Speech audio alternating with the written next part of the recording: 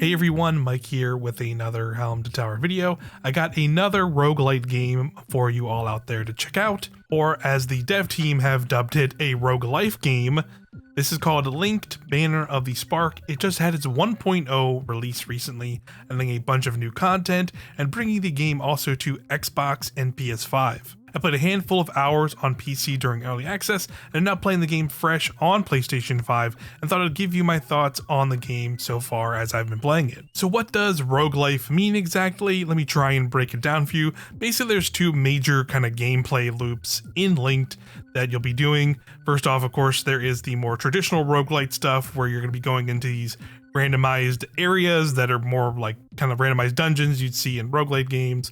You'll be fighting hordes of robots, you're collecting resources, you're running into stuff that is, of course, like on specific to each individual run, so like currencies, different kinds of modifiers you can run into for challenges, or different kinds of modifiers to buff your character for that particular run. All of that stuff is there, of course, but then when you're done a run or off doing other things, you're going to be in this main town where it becomes kind of more of like a life sim game or more like an Animal Crossing game almost. Things like, shake trees to get fruit out of them. You can chop the trees to get wood. You can fish with your kind of grapple robot arm that you have, which is pretty fun and a fun little mini game you can do. There's like little like gems you can find around the environment that you can smack and get mining, do kind of mining resources and all that kind of stuff there. So all of that stuff kind of feeds into each other. You can kind of use all those resources to craft weapons, craft like upgrades for your character, like permanent upgrades that will carry with you across runs. But then you can, do like the life sim stuff, like you can craft walkways to put around your village, or put up fencing, or meet new NPCs that you can then like build little houses and emporiums for. There's like, shops and things like that where you can buy clothing and outfits for your character, or you can get like, other little trinkets that you can put around the town and stuff like that.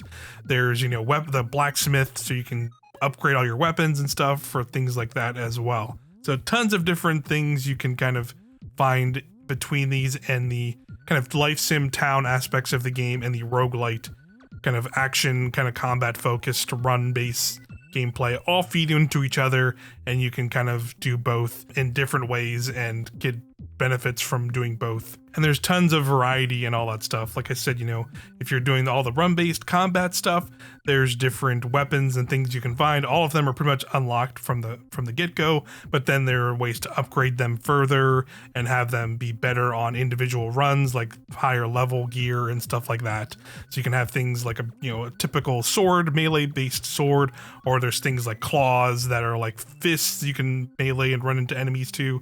But then there's like ranged like guns and things like that. There's a big hammer. There's even more wackier weapons like a guitar that sends out shockwaves that damages enemy near you. There's like a hoverboard you like skateboard around on and can like smash into enemies with. So really interesting combat variety in the actual roguelite aspects as well.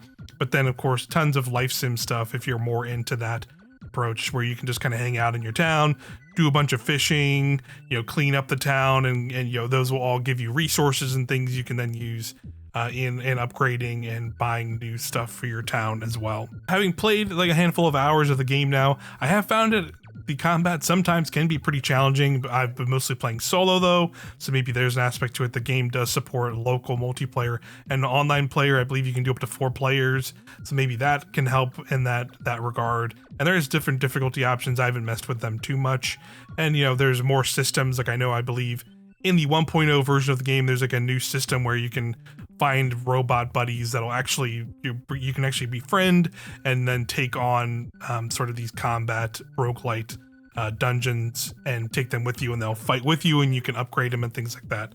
So maybe that'll help with some of that stuff, but I could just see a little bit of friction there with maybe players who are really stoked to hear that this has like a bunch of life sim kind of aspects, dive into this game and then have to be met with combat that can get pretty challenging sometimes with some of like the bosses you'll encounter and things like that. Even I was having some trouble with them myself.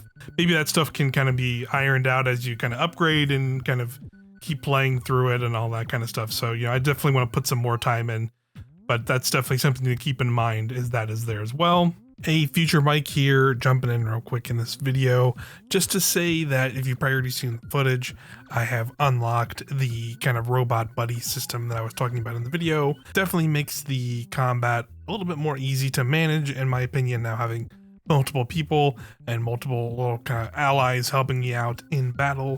So really fun. I really like the system. It also introduced like farming and like crop growing and stuff like that as well for you to do in the town. So again, it feeds in like a lot of the other systems in the game, and I think it's really cool. So just wanted to throw that out there, that I did come across this now kind of in the midst of editing and making this video, so just wanted to shout it out. All right, back to the video.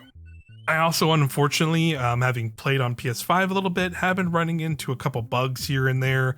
There's one in particular that is really annoying, where sometimes my character will randomly just, while I'm like moving around, will just kind of slowly veer to the right.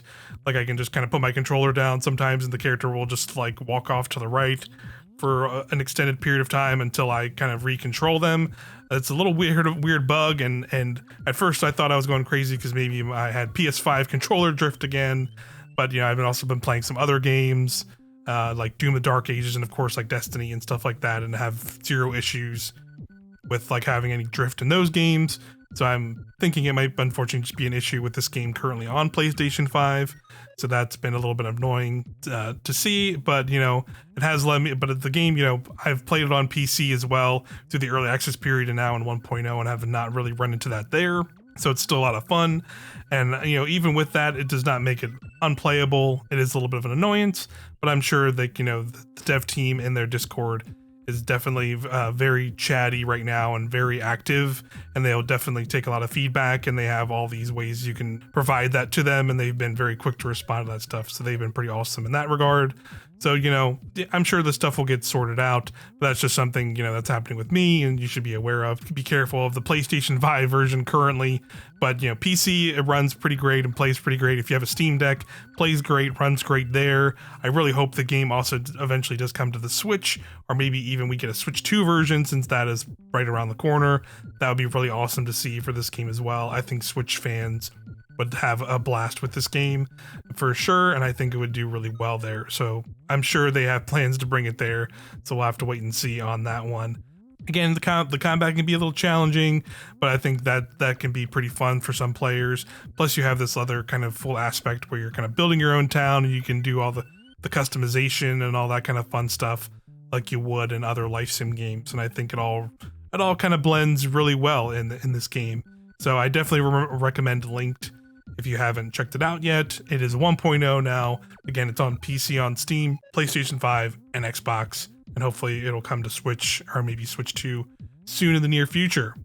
But, that's why I just wanted to give a shout out to this cool roguelite game that just came out. Let me know if you've tried this game out, or maybe you haven't heard of it yet. It seems like not a lot of people have heard about it. Well, obviously there's a bajillion games coming out right now, especially in these kind of early spring months, which has kind of been wild to try and keep up with everything myself. But just another game to check out for folks out there that I think is worth checking out. But yeah, that's gonna do it for this video. Thanks as always for hanging out, and I'll see you in the next one.